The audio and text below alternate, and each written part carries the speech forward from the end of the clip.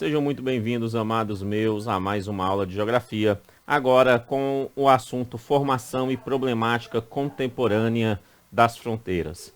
Este é um assunto altamente complexo, quero deixar claro isso, ele é muito complexo, tá? Além de ser muito complexo, ele é altamente político, né? É um assunto que trata sobre muitas questões políticas, né? Isso termina dando uma dificuldade ao candidato em conseguir identificar quais são aqueles elementos primordiais que o examinador pode cobrar na hora da sua prova. E essa aula ela vai ser exatamente isso, aonde que, depois de muito trabalho, eu consegui fazer com que este assunto fosse organizado de uma forma mais didática, mais compreensível e, obviamente, focado na sua prova, para fazer você acertar a possível questão sobre esse assunto, tá? É uma complexidade grande, mas aqui eu simplifiquei essa complexidade, me deu trabalho, mas eu fiz assim mesmo, porque eu quero a sua aprovação neste concurso, beleza? Olha que maravilha! Quando a gente fala sobre a formação problemática sobre as fronteiras, a primeira coisa que a gente precisa entender não é exatamente quais são as fronteiras do Brasil com outros países, né? Ou como que essas fronteiras foram criadas historicamente. Não é isso que o examinador quer. O que ele deseja é que você entenda qual é a formação dessas fronteiras e a problemática sobre essas fronteiras. Para você entender isso, é necessário nós entrarmos um pouquinho no direito internacional. E eu trouxe aqui alguns termos vinculados a essa perspectiva do direito internacional que vão facilitar muito a sua compreensão, né? Primeiro, os três primeiros termos, bem importantes, ó: ser humano, pessoa e cidadão. Entenda o que o professor vai falar. Todo cidadão é uma pessoa. Toda pessoa é um ser humano. Entendeu? Beleza? Ótimo. Mas o contrário não é verdadeiro. Preste atenção. Nem todo ser humano é pessoa. E nem toda pessoa é cidadão. Entendeu? Ou seja, todo cidadão é pessoa e toda pessoa é ser humano. Mas nem todo ser humano é pessoa e nem toda pessoa é cidadão. Por quê? Porque o que nós estamos falando aqui são de definições. E as definições são distintas. A definição de ser humano é uma, a definição de pessoa é outra e a definição de cidadão é outra. Tá? Quando nós falamos ser humano, basicamente o que nós estamos falando é do aspecto biológico, né, da nossa espécie, uma espécie viva que possui inteligência e razão, né?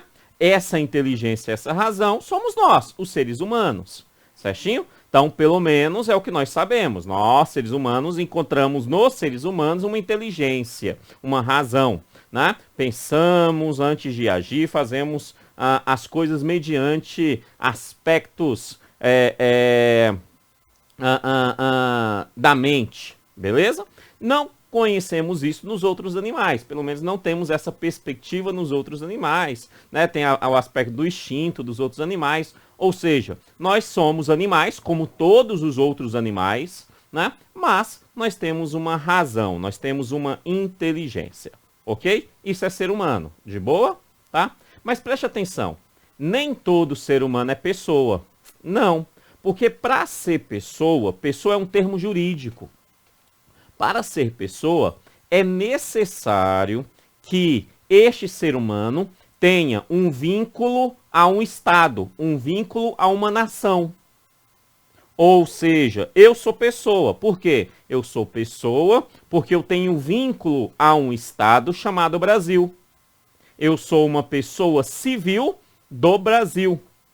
Tenho uma certidão de nascimento minha nesse país, tenho um RG, tenho um CPF, o meu passaporte é do Brasil, assinado pela Polícia Federal, tudo bonitinho.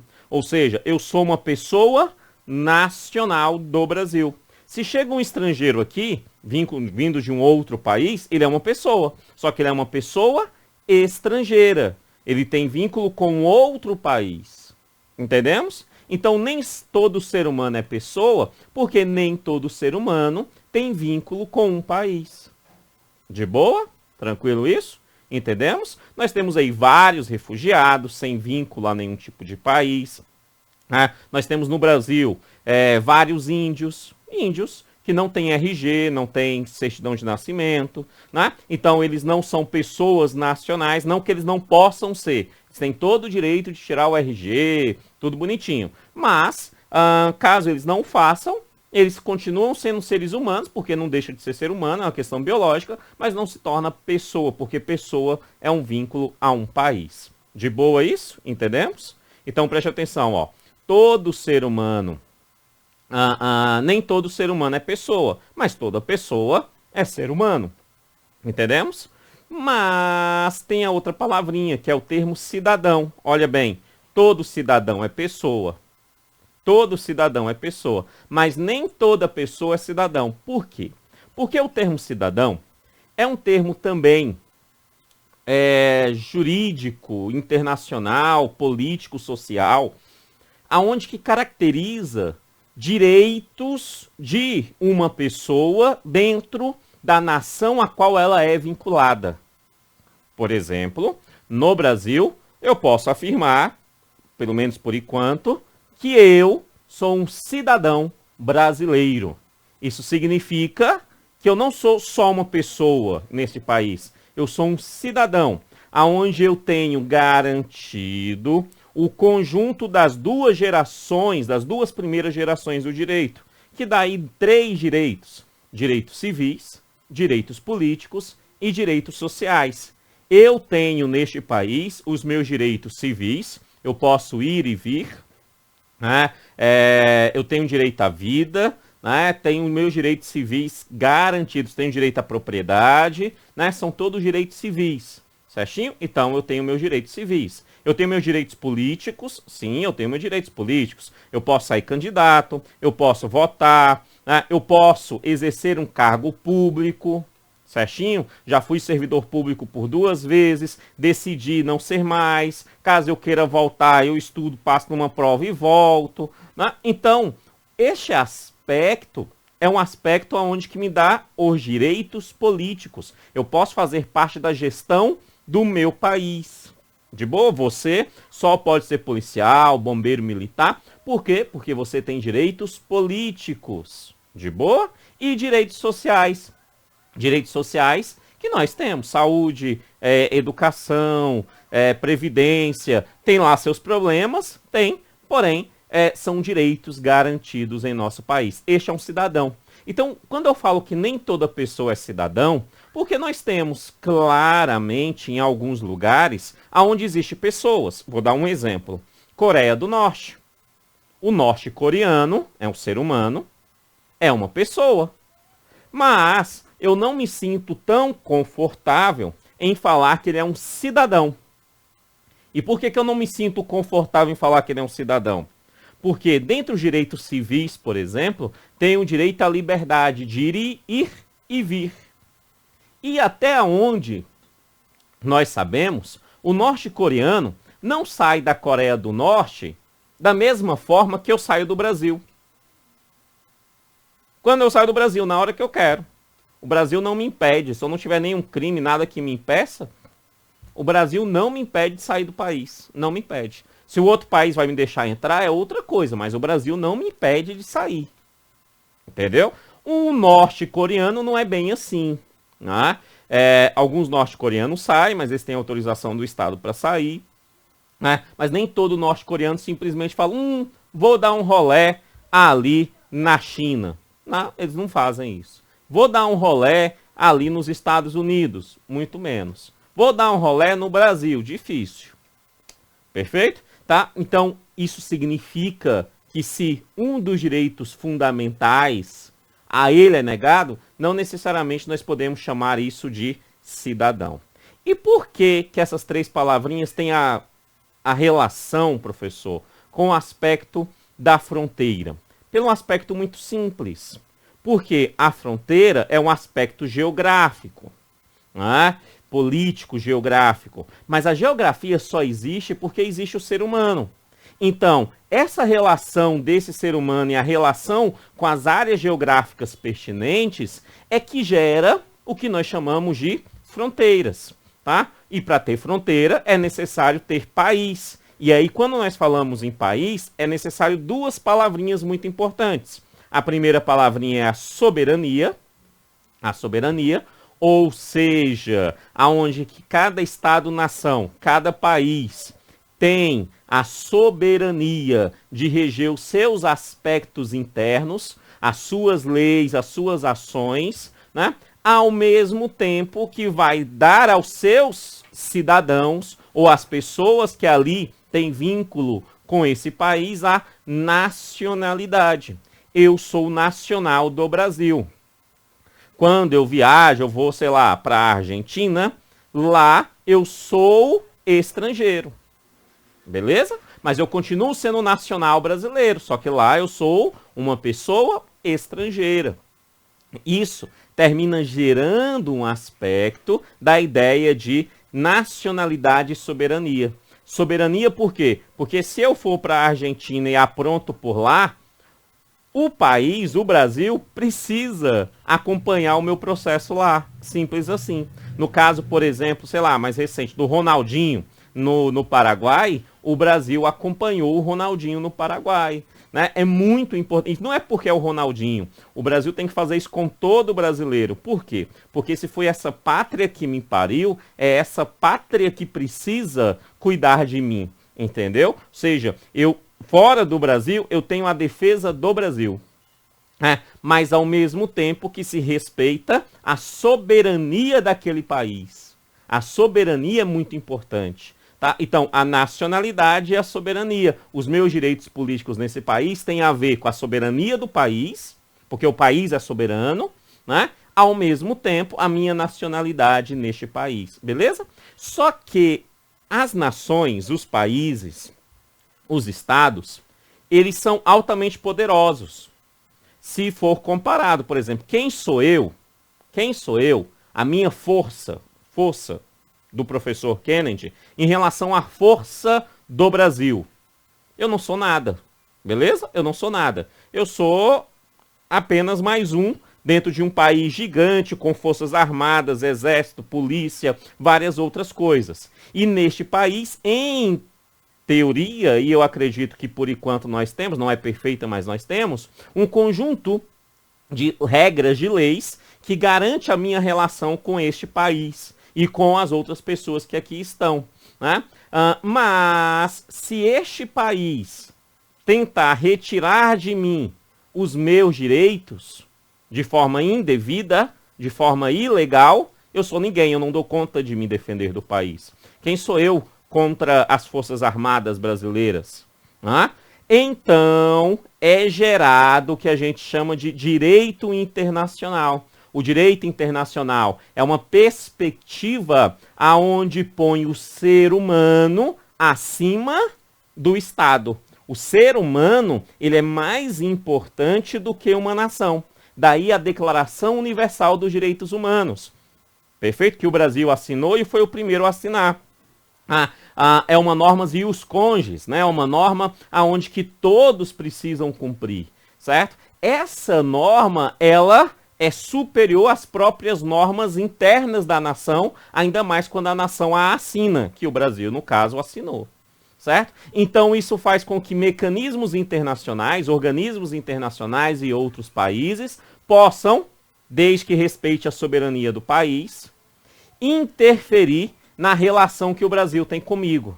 Como assim, Kennedy? Por exemplo, os países podem gerar ações de represárias econômicas. Por exemplo, deixar de comprar petróleo brasileiro, como aconteceu, por exemplo, com a Venezuela. Muitos países falaram, não vou comprar petróleo da Venezuela. Não vou. Tá? Sanção econômica. Isso é permitido? Tá dentro da lei. Respeita a soberania venezuelana? Respeita. Porque você pode comprar de quem você quiser. Perfeito? Mas isso é as relações internacionais. E tudo isso é regido no direito internacional. Que tem o direito internacional público e o direito internacional privado. mas essas relações estão dentro do direito internacional público, que é a minha relação de cidadão com o país a qual eu sou vinculado, o Brasil, e a minha relação com outros países e a relação do Brasil com outros países. Beleza? Então, essas terminologias, inicialmente, elas são fundamentais para a gente começar a entender os aspectos das fronteiras. Por quê? Porque as questões dos aspectos das fronteiras nada mais é do que tornar um papel limite demarcador de distintos projetos sociopolíticos com as suas respectivas legislações.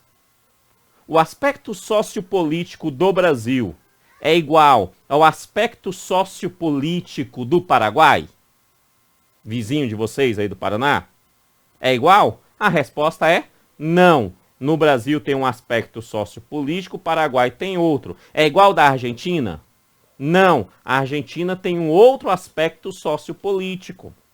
Né? Esses aspectos sociopolíticos estão interno dentro de cada país. Porque cada país pode fazer isso, porque cada país, dentro da sua soberania, vai estabelecer as suas legislações. É a lei que regulamenta esse processo. As suas legislações fiscais, ambientais, tributárias, civis, criminais, sanitárias. Sanitárias que a gente moço, A Argentina, por exemplo, não quis fechar lá a fronteira com o Brasil por conta aí do Covid, não quis? É direito deles, podem fechar, né? Ah, não vai entrar brasileiro. Se a gente não quer que brasileiro entre, eu não entro. Simples assim. Por quê? Porque eu sou brasileiro. Eles têm o direito de não deixar eu entrar. Lógico que eles têm, da mesma forma que o Brasil tem o direito de não querer deixar ninguém entrar aqui, né? Mas aí tem o direito internacional que regulamenta essa relação.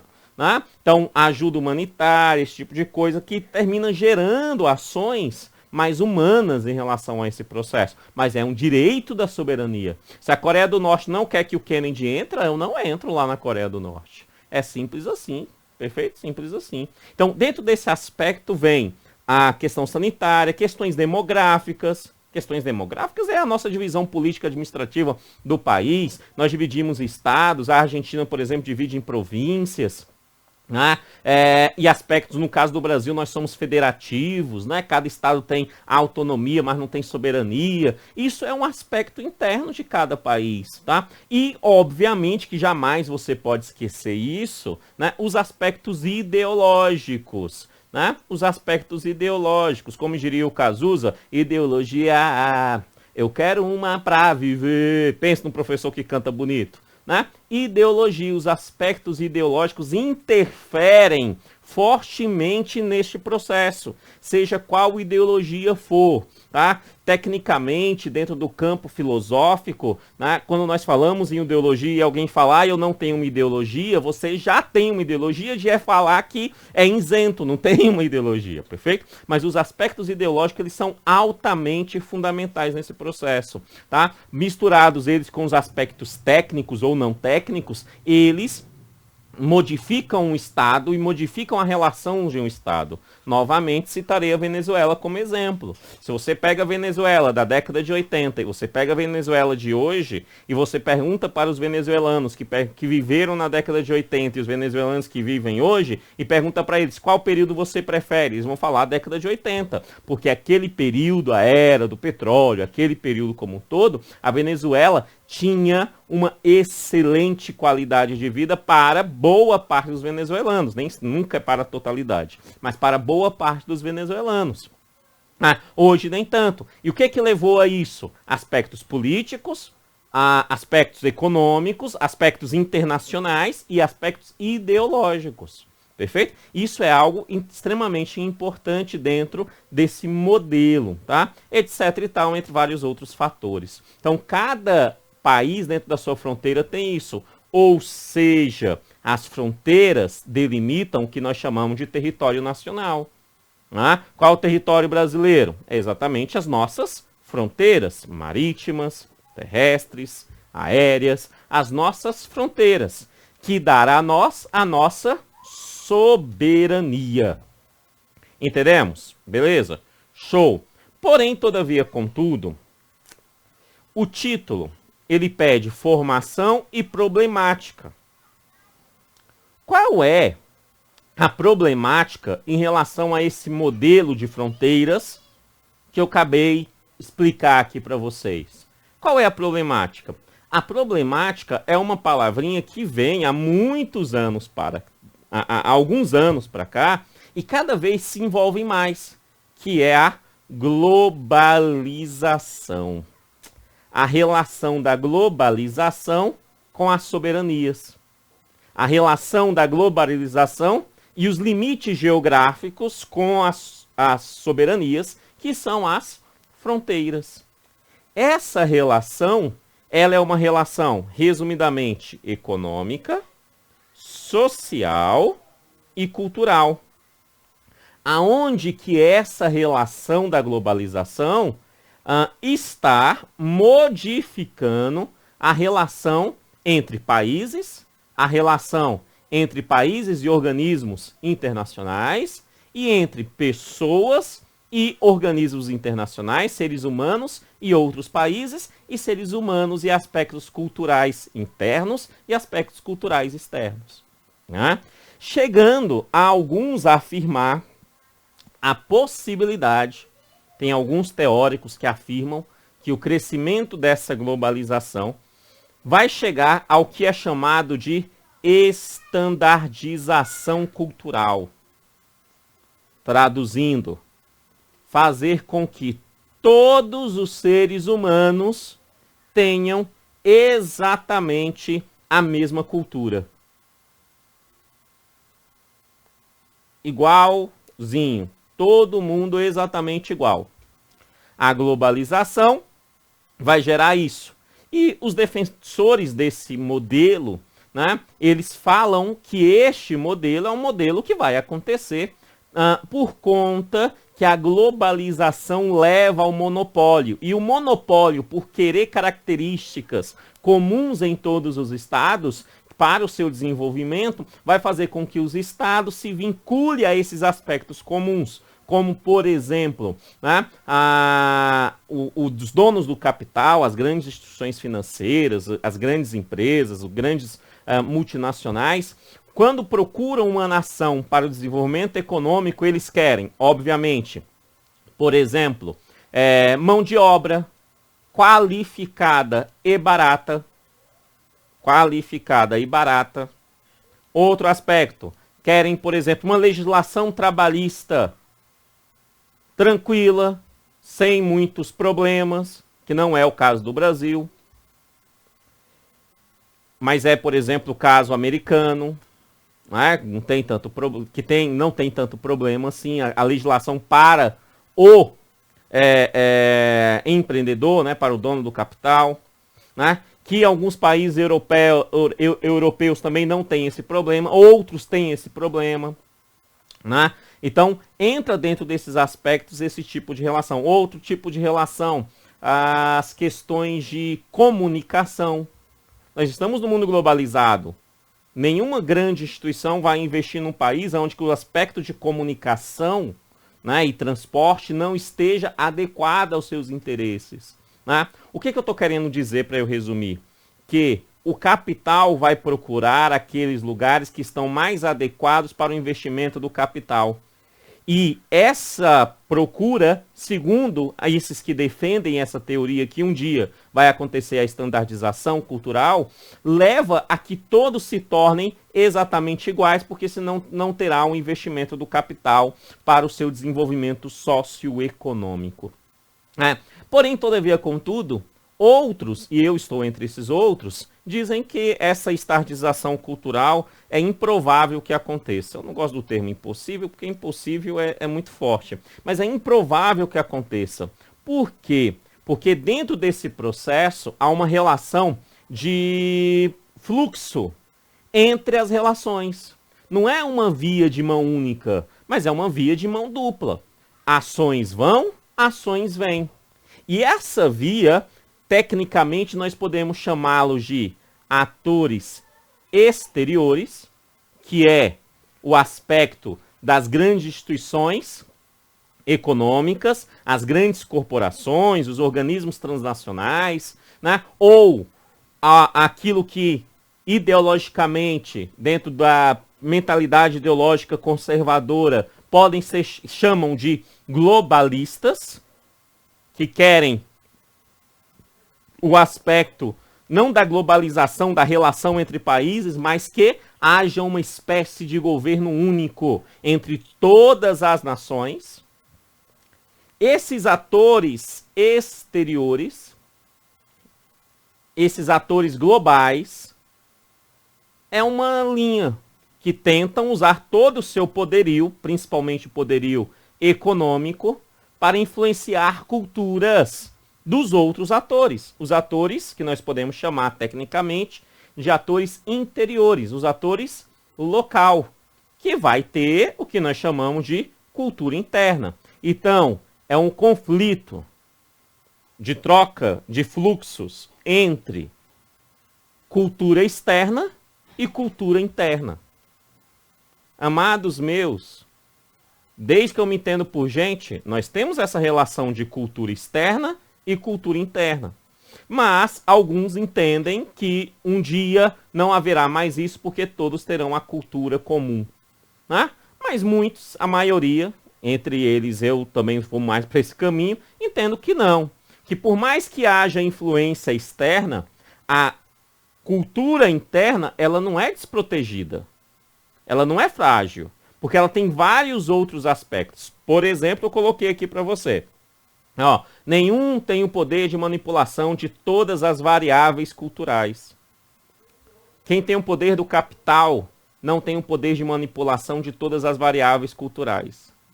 Por mais que ele tenha o capital, por mais que ele tenha o dinheiro. Porque o dinheiro, o capital, ele é importante. Mas, dependendo dos aspectos culturais, outras coisas são muito mais importantes do que o capital. Muito mais importantes do que o capital. Muito mais. Por exemplo, aspectos religiosos. Aspectos religiosos. Como, por exemplo, a ideia da salvação da alma. Algumas pessoas e algumas sociedades, alguns milhões de pessoas em vários pontos do mundo, colocam o aspecto religioso muito acima do aspecto do capital.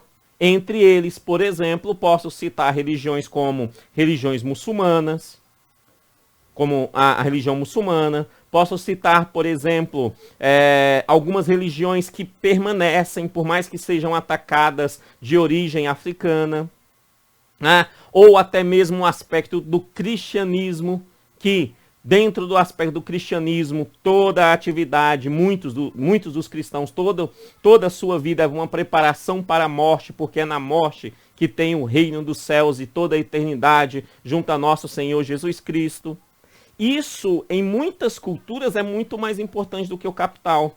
Então, isso significa que o capital ele tem muita força, mas os aspectos culturais interiores também têm muita força, e isso vai gerar um conflito, fazendo o que a gente pode chamar de flexibilização da relação dessas culturas. Um influencia o outro, né? É por isso que eu coloquei aqui, entre esses dois atores, os atores exteriores, eles têm o poder do capital, o controle do poder dos meios de produção e de formas de aculturação, meio de produção, de comunicação, está na mão deles, beleza, show, né? Mas os atores interiores, eles têm aquilo que eu chamei aqui de moral sociocultural, que a moral sociocultural tende a preservar as suas raízes, as suas culturas, principalmente aquilo que tem a ver com a sua moralidade, com aquilo que ele entende o motivo da vida.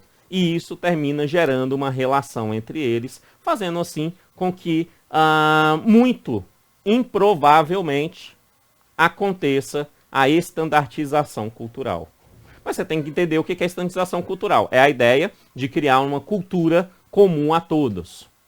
Comum a todos.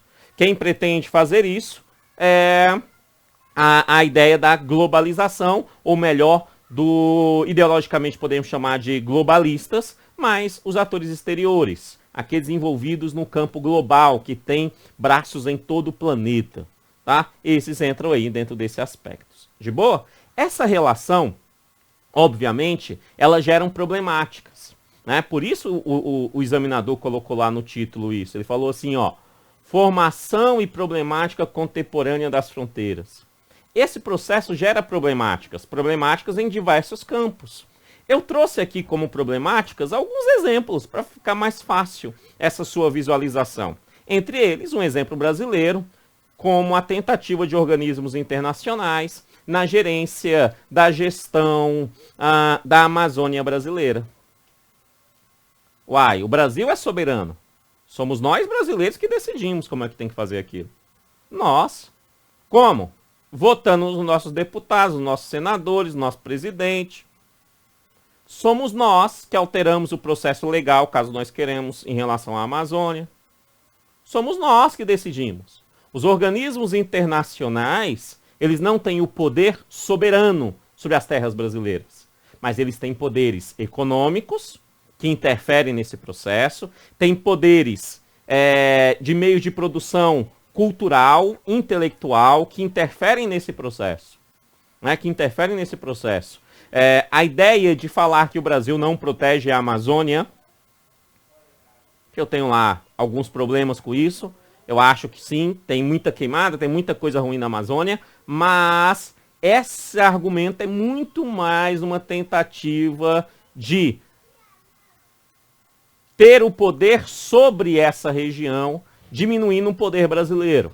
E eu, como brasileiro, não posso admitir que outras nações tenham poder sobre o que é nosso. Né? Então, dentro desse aspecto, obviamente, você tem um conflito sobre esse processo. E os organismos internacionais conseguem muita coisa? Conseguem. Eles colocam ações, organismos, ONGs, processos, né, que terminam interferindo nessa gestão da Amazônia brasileira. Né? Interferem, por exemplo, nas relações internacionais econômicas entre o Brasil e a União Europeia, por exemplo, Mercosul e União Europeia, né, que está aí numa discussão. Né? O Brasil assinou o acordo, mas a França falou que não vai querer dar continuidade porque o Brasil não está respeitando a legislação internacional do meio ambiente sobre a Amazônia. Então, isso é esse processo que eu estou falando. Nós não somos frágeis totalmente, que vamos aceitar tudo o que eles falam. Ao mesmo tempo, eles também não são bobos e sabem que nós precisamos de muitas coisas internacionais. E isso gera um fluxo de relações entre ambas as partes. Um outro exemplo muito importante é a saída do Reino Unido da União Europeia. O Reino Unido, a Inglaterra, o Reino Unido saiu da União Europeia. Perceba que é uma via de mão dupla. Primeiro eles se uniram, falam, não, vamos criar a União Europeia, Inglaterra, o Reino Unido tá junto, moeda única, euro, esse negócio todo, tal. Beleza, tá tudo bem, tá tudo certo, vamos fazer, né? Teve algum conflito lá no início, no próprio Inglaterra em relação ao euro, tal, né? Mas fecharam um acordo e fecharam aquela organização, falam, não, agora nós somos a União Europeia. Depois o Reino Unido falou, não, esse acordo aí não tá tão bom pra gente não, vamos fazer o seguinte, vamos sair da União Europeia. E a União Europeia fez de tudo para que eles não saiam. Entendeu? Ou seja, é a relação entre organismos internacionais e internos, cidadãos internos e externos, negociando esse tipo de situação, esse tipo de contexto. Um outro exemplo bem tranquilo, a tentativa do Trump, né, tentativa bem escrota, né, da construção de um muro entre os Estados Unidos e o México. Obviamente, toda influência estrangeira e interna nos próprios Estados Unidos, principalmente do lado progressista, né, do Partido Progressista americano, né, vai gerar ações falando assim, não, o muro não, porque não faz muito sentido essa ideia do muro. E o Trump fala, faz sentido sim, porque os mexicanos e outros povos estão entrando pelo México aqui em nosso país, né, tirando trabalho do americano, sei lá das quantas, e os outros, não faz sentido não. E o Trump, por mais que ele tenha feito toda a pressão, não construiu o muro. E mesmo que ele seja reeleito, caso o seja, dificilmente ele vai conseguir construir o muro. Por quê? Porque a influência externa é muito poderosa nesse caso, né, em relação à sua... E essa influência externa tem muitas vozes internamente no próprio país. Tá? Então é um elemento muito importante essa relação internacional. E um outro exemplo, aqui por exemplo, a utilização de criptomoedas. Moedas digitais, né? Criptomoedas digitais como o Bitcoin, por exemplo, é uma moeda sem vínculo a nenhum país. Uma moeda que não tem vínculo a nenhum país, não está sujeito à legislação e à tributação de nenhum país. Olha isso. Isso muda esse processo dessas relações. A criptomoeda, o Bitcoin, né, é a maior entre as criptomoedas sem vínculo a país, mas outras criptomoedas estão sendo criadas com vínculo ao país. Na China, por exemplo, né, tá pagando já os seus trabalhadores muito com moeda digital, né, diminuindo a circulação de papel, moeda, esse tipo de coisa, né, mas essa ideia de ter uma moeda sem vínculo a nenhum país é uma ideia que pode mudar muito o processo, tanto que vários países proibiram a venda e a compra do Bitcoin em seus países. Por quê? Porque não há um rastro com nenhum outro país. Comprar um Bitcoin não é igual comprar um dólar. Quando eu compro o dólar, esse dólar está vinculado à legislação americana, estadunidense. Quando eu compro o euro, a legislação da União Europeia. Quando eu compro o peso argentino, a legislação argentina. Né? Mas quando eu compro um Bitcoin, vinculado a nenhum tipo de legislação. Né? Isso muda esse processo e as relações entre os países. É alguma problemática contemporânea. Né? É uma moeda que está acima das fronteiras. Não tem vínculo a nenhuma fronteira. Entendeu? E um outro aspecto são as internets e as redes sociais globais, que é o mais óbvio de todos. Né? O mais óbvio de todos. YouTube, Facebook, Twitter, Instagram, TikTok, né? Entram elementos dentro dessa relação. Por exemplo, entre essas redes, você tem aquelas de instituições privadas, né? Em vários países como Estados Unidos, Vale do Silício, Facebook, o Instagram, por exemplo, né? O Google, lá no Vale do Silício americano, como o TikTok da China, por exemplo. E países falando igual os Estados Unidos e o Brasil também está indo na mesma onda, né? Proibindo, por exemplo, a utilização do TikTok. Por quê? Porque, segundo eles, a empresa, que é uma empresa particular lá na China, privada, precisa obedecer o Partido Comunista Chinês. Então, as informações que pode ter no TikTok, se o partido pedir para a empresa vai dar para esse partido, não protegendo assim as informações que as pessoas colocam lá para se cadastrar no TikTok. Beleza? Então, isso é essa relação, é uma problemática. Cada situação pode vir dentro desse aspecto, mas o grande fundamental é lembrar que essa relação, e aí eu encerro essa aula, que essa relação é uma relação de via dupla. Que essa relação é uma relação de via dupla. Né? Aspectos internacionais vêm, mas aspectos culturais locais interrompem ou fazem uma fusão desse processo, criando algo que não existia anteriormente. E aí eu encerro essa aula, por exemplo, com fast food. Fast food. Fast food é uma cultura, até onde eu sei, americana, estadunidense, norte-americana. Né? O povo come muito fast food. Fast food chegou no Brasil? Chegou. Chegou no Brasil. Veio a McDonald's, veio lá a Burger King, veio... Né? Essa galera, veio outros de lá também. Mas o Brasil falou assim, beleza, mas vamos colocar um arroz com feijão nesse fast food aí. Aí veio girafas, veio outros. Aonde que fez fast food? Mas veio aí colocando o nosso aspecto da cultura. Ou seja, há uma relação, um processo de relação entre esses elementos. Não é porque o outro veio e o outro tem um capital que necessariamente tudo que ele fez vai ter. Os hambúrgueres da McDonald's que tem nos Estados Unidos são diferentes, muitos deles, de hambúrgueres que tem no Brasil.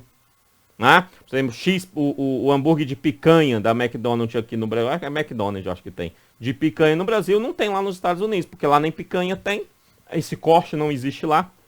Então, dentro desse elemento, obviamente, há o campo da enculturação muito importantes, e desde elementos pequenos, como o da fast food, por exemplo, até mesmo a grandes elementos, como as relações com redes sociais, por exemplo. É isso, como eu disse, é um assunto muito complexo, mas eu tentei resumir aqui para você de uma forma que você lembre. Lembrar o que é cidadão, relação com a soberania, direito internacional e, obviamente, essa relação de mão dupla entre o capital, né, a força estrangeira e a força local, que é a cultura local, principalmente no seu campo moral, como meio de interferência e manutenção das suas respectivas culturas. Muito obrigado, que Deus abençoe e até a próxima aula. Valeu, tchau, tchau.